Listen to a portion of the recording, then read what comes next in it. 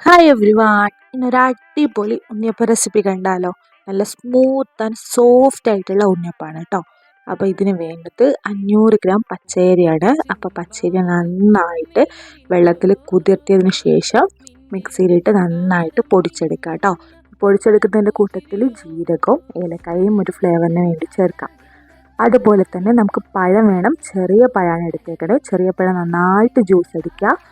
പിന്നെ നമുക്ക് ശർക്കരപ്പാനി വേണം. അപ്പോൾ ശർക്കര നന്നായിട്ട് ആവശ്യത്തിന് വെള്ളം എടുത്തിട്ട് നന്നായിട്ട് ഉരുക്കിയെടുക്കുക.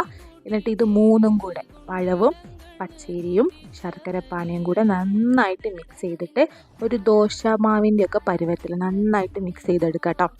അതിൻ്റെ കൂടെ തന്നെ ഇത് നന്നായിട്ട് മിക്സ് ചെയ്യുന്ന ടൈമിൽ നമുക്ക് തേങ്ങാക്കൊത്ത് നന്നായിട്ട് നെയ്യിൽ വറുത്തിട്ട് ആ ബാറ്ററിലേക്ക് ഇടാം കേട്ടോ. അപ്പോൾ ഇതാണ് അതിൻ്റെ കൺസിസ്റ്റൻസി വരിക. അപ്പോൾ ഇത് ചുടുന്നതിന് ഒരു 1 അവർ മുമ്പ്, ഇതൊരു 1 അവർ അടച്ച് വെക്കണം കേട്ടോ.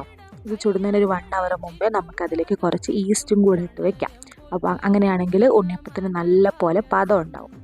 അപ്പോൾ ഉണ്ണിയപ്പത്തിൻ്റെ കല്ല് നല്ല പോലെ ചൂട് ആയതിനു ശേഷം മാത്രം, വെളിച്ചെണ്ണ ചൂടായതിനു ശേഷം മാത്രം മാവ് പാരുക.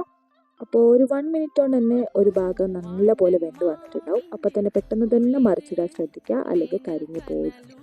ഇങ്ങനെ ചെയ്യുമ്പോൾ ഉള്ളു വെന്തിട്ടുണ്ടോ എന്ന് നോക്കാൻ വേണ്ടിയിട്ട് നമ്മളൊന്ന് ജസ്റ്റ് ഒന്ന് കോല് വെച്ചിട്ടൊക്കെ ഒന്ന് കുത്തി നോക്കാം കേട്ടോ. അപ്പോൾ അതിൻ്റെ മുകളിൽ മാവ് പിടിക്കുന്നുണ്ടെങ്കിൽ ഉള്ളു വെന്തിട്ടില്ല. അപ്പോൾ ഇത് ഓൾമോസ്റ്റ് എല്ലാം നല്ലപോലെ വെന്ത് വന്നിട്ടുണ്ട്. ഏകദേശം ഒരു 1 മിനിറ്റ് ഒക്കെ മതിയാവും ഉണ്ണിയപ്പം നന്നായിട്ട് വെന്ത് കിട്ടാൻ. കാരണം നല്ല പോലെ വെളിച്ചെണ്ണ ചൂടായി നിൽക്കുകയാണെങ്കിൽ പെട്ടെന്ന് തന്നെ നമുക്ക് വെന്ത് കിട്ടും കേട്ടോ. അപ്പോൾ നമുക്ക് ബാക്കിയുള്ളതും കൂടെ എല്ലാം കൂടെ ഒന്ന് ചുട്ടെടുക്കാം. അപ്പോൾ അത് അടിപൊളിയായിട്ടുള്ള, ഞങ്ങളെല്ലാം ചുട്ടെടുത്തിട്ടുണ്ട്. അടിപൊളിയായിട്ടുള്ള ഒരു ഉണ്ണിയപ്പം ഇത് അവിടെ റെഡിയാണ്. എല്ലാവരും ട്രൈ ചെയ്ത് നോക്കണം.